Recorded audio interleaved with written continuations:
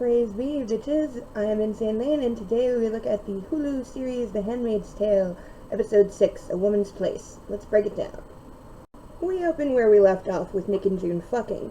Then we're over to the wall where all the handmaids are working very hard to scrub all the blood off it. See, things need to be spick and span because there's some fancy foreign government trade people coming.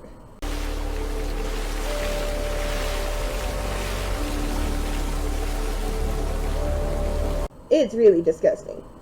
After a bath, Offred is summoned to Serena's bedroom. And I note it's referred to specifically as her bedroom, as if the commander sleeps somewhere else. She takes a moment to really look around the place for once, and I love this.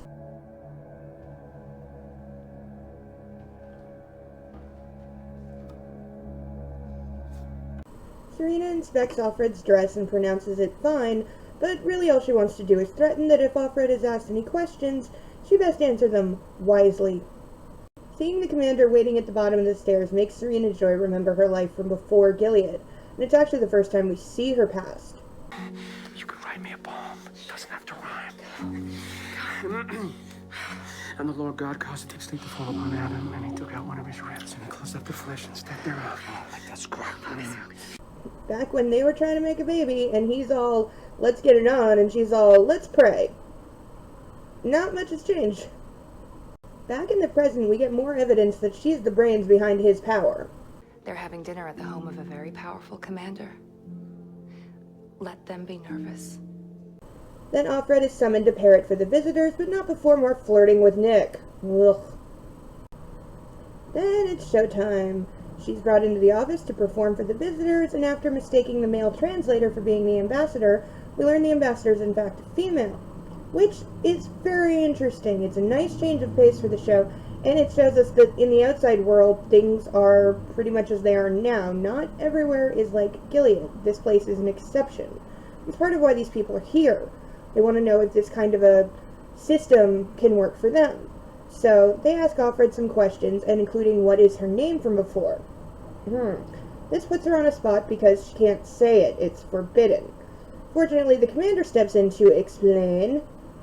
Handmaids take patronymics derived from the head of their household. Bob Warren, Fred, etc. It's a symbol of their sacred position. A very sacred position. I can't imagine what she must be feeling as she's forced to stand there and say that she chose this. But this goes back to how things are supposed to be versus how they are. The handmaids are supposed to be treated with great reverence and respect, but we know how it really is. And all eyes are on Offred as she's forced to bite her tongue and say that she's oh so happy. More exposition over drinks. The commander says that Gilead is growing completely organic food. I call bullshit on that for so many reasons. It's far too unreliable for one, and we know they have food shortages. Also, pests eating crops, disease, those are still problems. Also, extreme weather factors, and they live in a world ravaged by toxic waste, global warming, and radiation poisoning. Is it even possible to grow organic food? The Mexican ambassador points out that global weather patterns have changed and that her country is struggling to grow food. And we get the first of many references to oranges, followed by this. My wife's book. I reread it on the plane.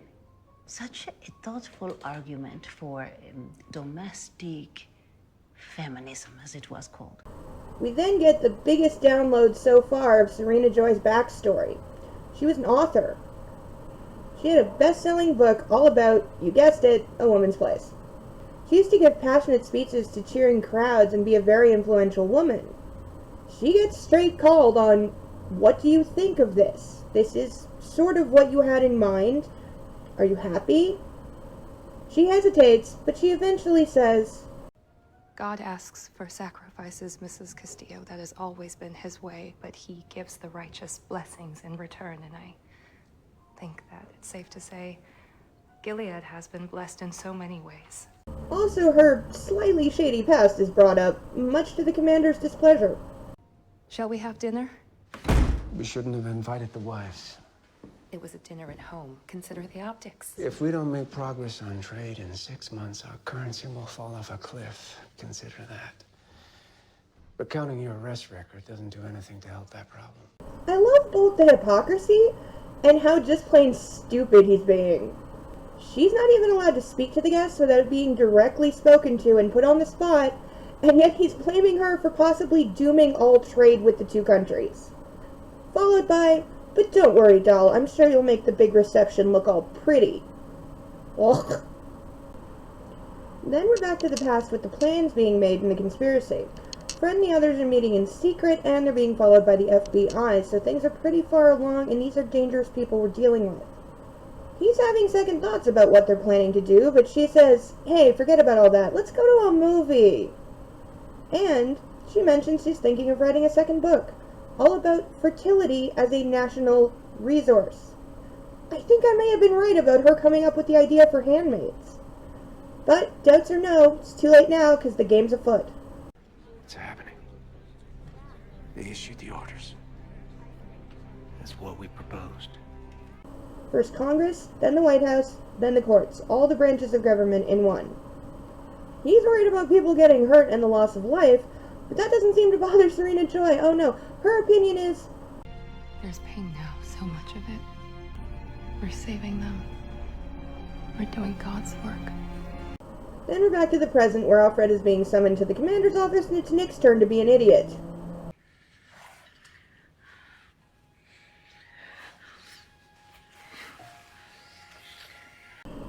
Okay, they're both idiots. Do this behind a closed door at least. Also, I am so over this so-called romance that I'm just going to skip these scenes unless something really important happens during them. And we see why the commander has summoned her. He needs to bitch. Who are they to judge us after their population is malnourished? They've had 4 elections in 3 years. What are they doing to save the planet? Not a single thing. Yeah, he goes on and on about how Mexico shouldn't judge because they can't keep a stable government and their crops are failing. And look what we've done in just 3 years. Reduced carbon emissions. So take that, Mexico, with your freedom having. He is in such a dick mood that all he wants is his ego and possibly something else stroked. And she's not giving him that tonight, so he starts to kick her out. But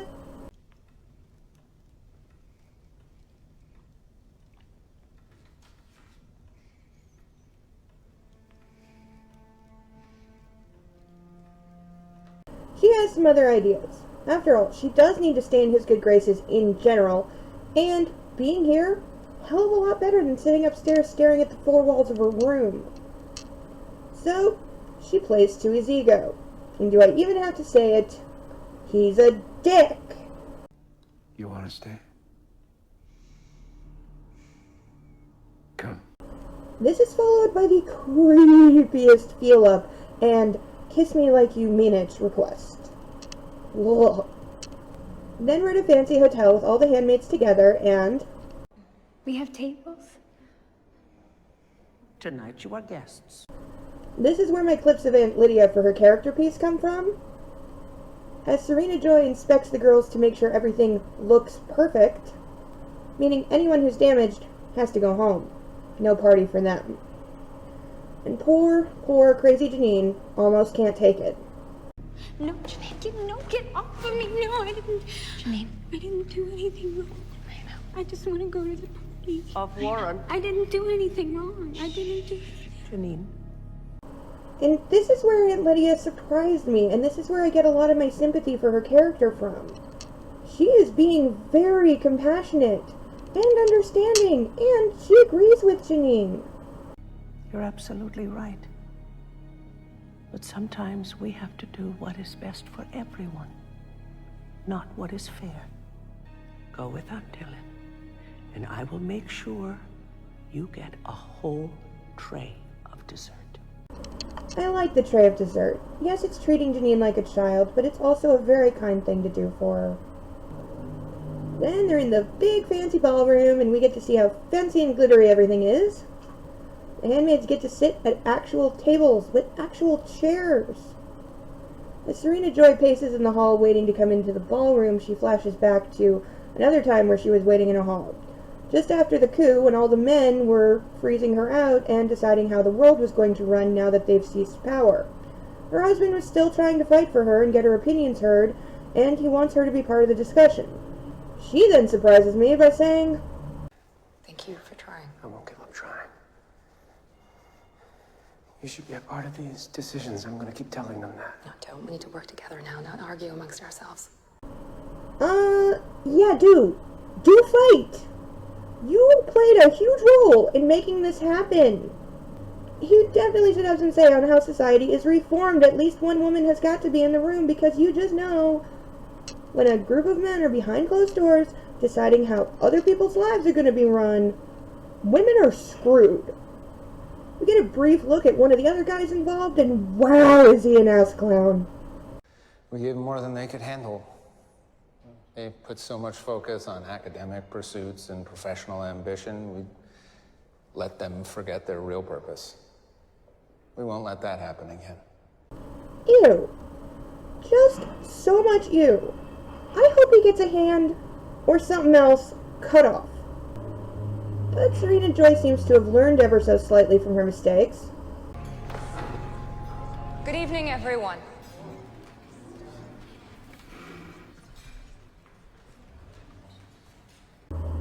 The look on the commander's face is wonderful, and he's not the only shocked one. But like she said, even the righteous need a show, and she puts on a damn good one. She praises the handmaids and then parades out a bunch of children, some of whom are clearly too old to have come from handmaids, because handmaids have only been around 3 to 4 years, and some of these kids are at least 5 or 6. The event is a spectacular success, and trade is sure to go through. And then the other shoe drops. They haven't been talking about trading for oranges or food. Gilead only has one thing to trade that anyone wants. Red tags. They want to trade us, dummy. They want to trade for handmaids. Yep, they'll trade handmaids. It's human trafficking time. How long before they start trading the children? We then get Serena Joy and the commander moving into the current house, where she's purging her wardrobe of all her old clothes and putting in its place the blue dresses of a wife. The commander's off for important men's stuff, and she's got decorating to do.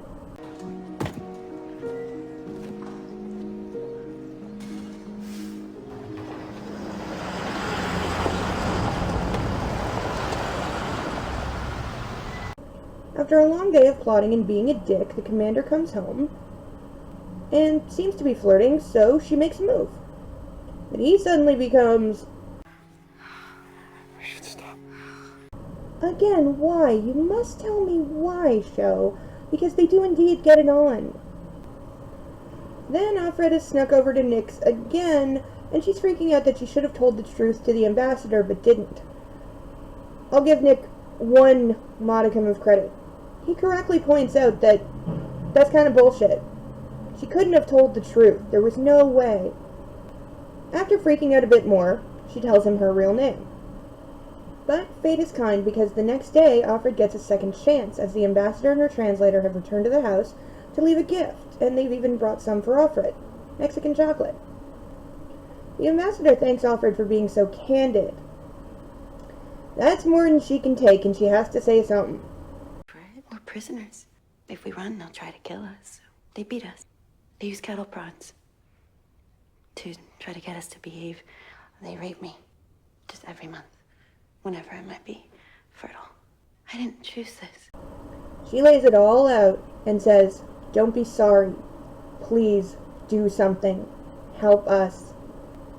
The ambassador admits there's nothing she can do, and also that she's not willing to do anything. Alfred asks, how can you possibly be okay with this? How can you do business with these people? And all the ambassador can offer is that there hasn't been a live birth in her city for 6 years. My country is dying. My country's already dead. Alfred is right. America is dead. There's no going back. Remember the chipped away signs, the destroyed churches, erasing the past so there's nothing to go back to. Any future is either Gilead or what will come of the ashes, but it will never be America again. That should be the end of the episode, but we get one more piece, and if you've read the book, this was a big shock. My husband's dead.